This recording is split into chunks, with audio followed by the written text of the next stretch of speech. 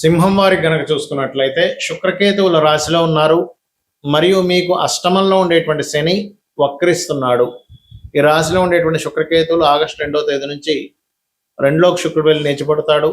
శని దాదాపుగా మీకు జూలై 27వ తేదీ నుంచి డిసెంబర్ 10వ తేదీ వరకు ఈ వక్రగతి అనేటువంటిది ఉంటుంది.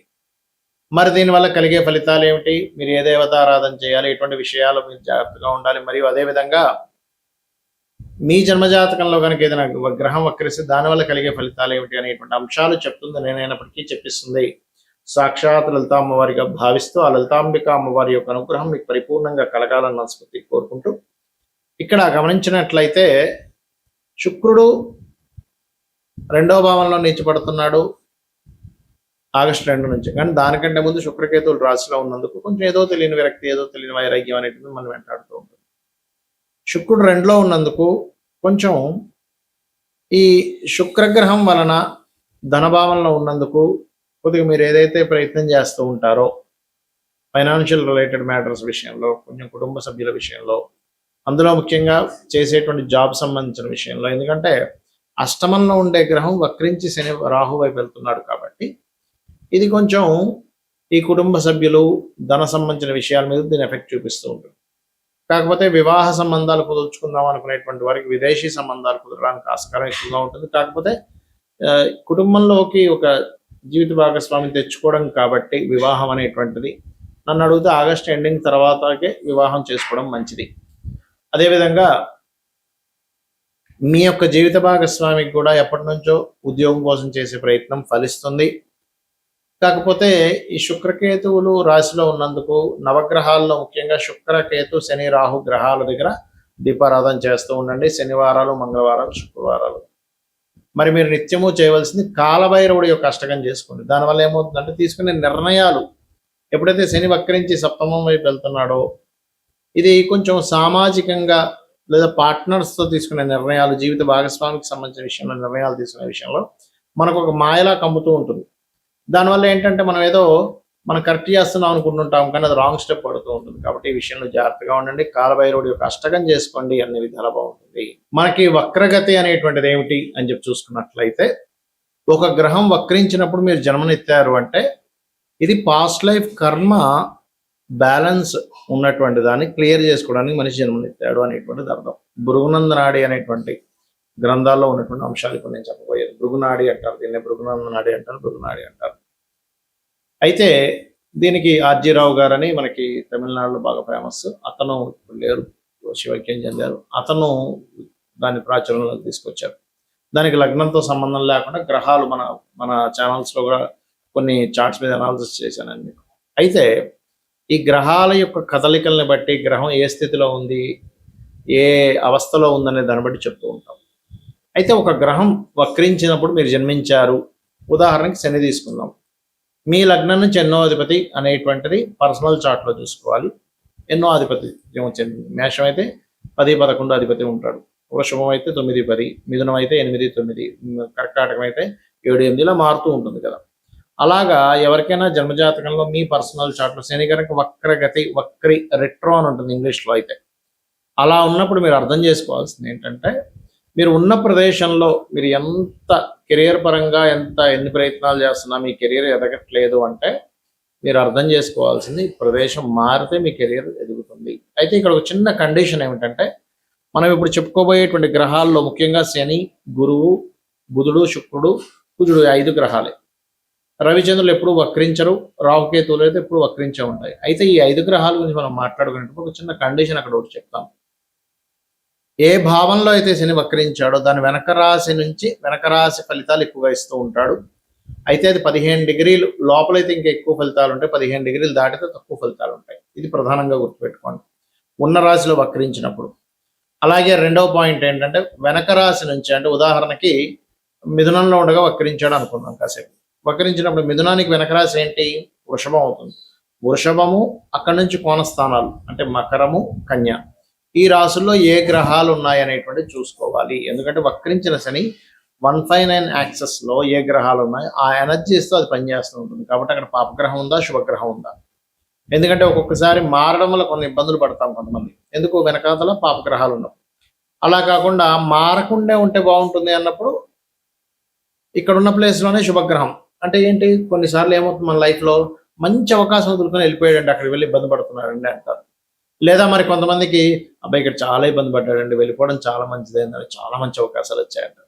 అంటే మన జన్మ జాతకంలో శని వక్రించాడు అంటే దాని అర్థం మనం పాస్ట్ లైఫ్లో కొంత కర్మ బ్యాలెన్స్ ఉంది. ఏమిటది? ప్రొఫెషనల్ రిలేటెడ్ కర్మ బ్యాలెన్స్ ఉంది.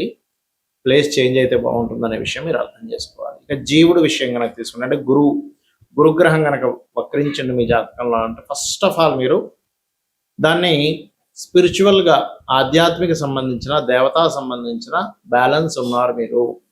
ఆ బ్యాలెన్స్ ఉన్నందుకు మీకు చూడండి విపరీతమైన భక్తి. అయితే అదేంటి, వక్రించిన గ్రహం దేంతో కనెక్ట్ అవుతుంది వచ్చనేటువంటి చూడాలి. ఆ బ్యాలెన్స్ ఏదైతే ఉందో దాన్ని క్లియర్ చేసుకోవడానికి పుట్టాడు జీవుడు. అందుకని ఎక్కువ చాలా మంది గురువు వక్రించి కనుక కేతుతో సంబంధాలు కలిగినప్పుడు వాళ్ళు ఏంటి ఎక్కువ దేవతా ఆరాధన చేయడము, మనసు నిండా ఎప్పుడు చూసినా సరే మనసులో దేవతా ఆరాధన ఉండడం, అదేవిధంగా క్షేత్రాలకు వెళ్ళడం, ఎటువంటి మాసం వచ్చినా ఆ మాసంలో ఉండేటువంటి ప్రత్యేకత ఏంటని చేయడం, లేకపోతే అనుక్షణము అలా చేయకపోయినా ఏదో ఒక నిత్య దేవతారాధనలో నిష్టగా చేయడం లాంటివి జరుగుతూ ఉంటాయి. వీళ్ళేంటి అంటే గురువు వక్రగతి కాబట్టి స్పిరిచువల్ రిలేటెడ్ ఏదో బ్యాలెన్స్ ఉంది అని అర్థం చేసుకోగలగాలి. అదేవిధంగా సంతానం సంబంధించిన విషయాలు కూడా ఉంటాయి అందులో.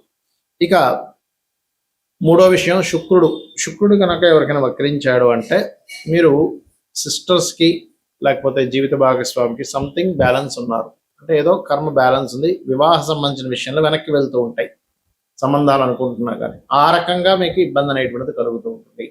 అయితే ఇక్కడ శుక్రుడు కనుక మంచి గ్రహాలతో కలిసాడు వెనక్కి వెళ్ళి, అప్పుడు ఖచ్చితంగా బాగుంటుంది, దానిలో ఎటువంటి సందేహం లేదు.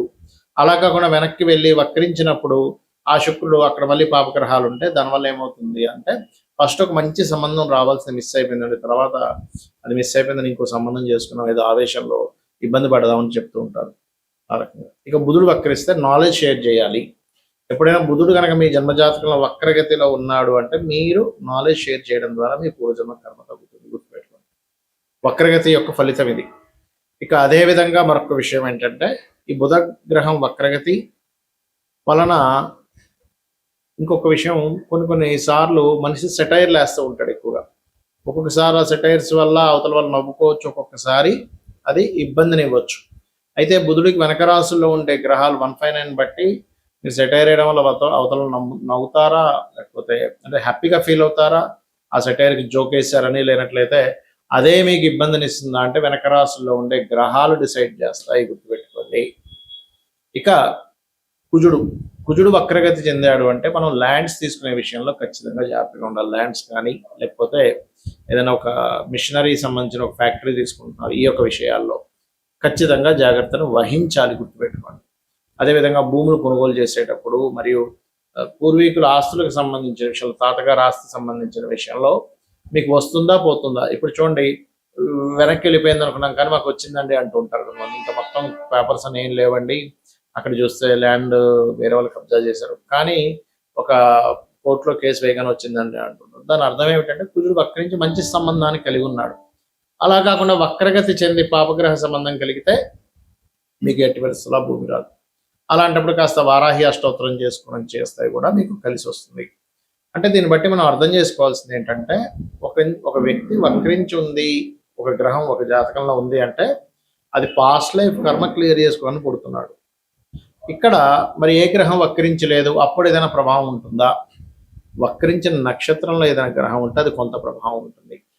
అదేవిధంగా ఇందాక నేను మీకు చెప్పాను రవిచంద్రులు, ఇక్కడ ఏమవుతుందంటే రవి కానీ చంద్రుడు కానీ వక్రించిన నక్షత్రం మీద ఉన్నప్పుడు వాళ్ళ నుంచి పొందాల్సిన పూర్తి స్థాయి ప్రేమ కావచ్చు, సపోర్ట్ కావచ్చు పొందలేకపోతుంటారు. లేదా వాళ్ళతో కొంచెం ఎడబాటుగా మీరు ఉండడం, లేకపోతే వాళ్ళ మీద ఎడబాటు ఉండడం కూడా జరుగుతూ ఉంటుంది. చంద్రుడు మనస్కారకుడు, మాతృకారకుడు, రవి ఆత్మకారకుడు, తండ్రి కారకుడు కాబట్టి ఈ రకంగా జరుగుతూ ఉంటుంది. అయితే ఇందులో ఆత్మకారకుడు రవి గనక వక్రించిన నక్షత్రం మీద ఉన్నప్పుడు ఒక్కొక్కసారి వీళ్ళకి కొన్ని సిద్ధులు కూడా వస్తూ ఉంటాయి చెప్పాలంటే. కాకపోతే ఏంటంటే ఈ వక్రగతి ఒక 30-40 ఏళ్ల తర్వాత అది స్ట్రైట్ అవ్వడం కూడా జరుగుతుంది అంటారు శాస్త్రంలో. అంటే ఏమిటంటే అది ఇచ్చేటువంటి రిజల్ట్స్ కొంచెం స్ట్రైట్ ఉండే ఫలితాలు కూడా వస్తాయి అనేటువంటిది భృగునంద నాడిలో ఉంది.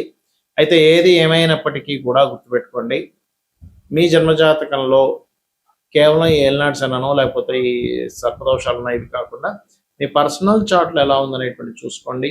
నిత్యము లలితా అమ్మవారి యొక్క ఆరాధన చేయండి. మీకు ఏ మహాదశ నడుస్తున్నా, ఏ అంతర్దశ నడుస్తున్నా ఆ గ్రహ సంబంధించిన దానం ఇవ్వడం, లేదా ఆ గ్రహం దగ్గర దీపారాధన చేయండి. అన్ని విధాలా మీకు బాగుంటుంది. శ్రీమాత్రే నమః.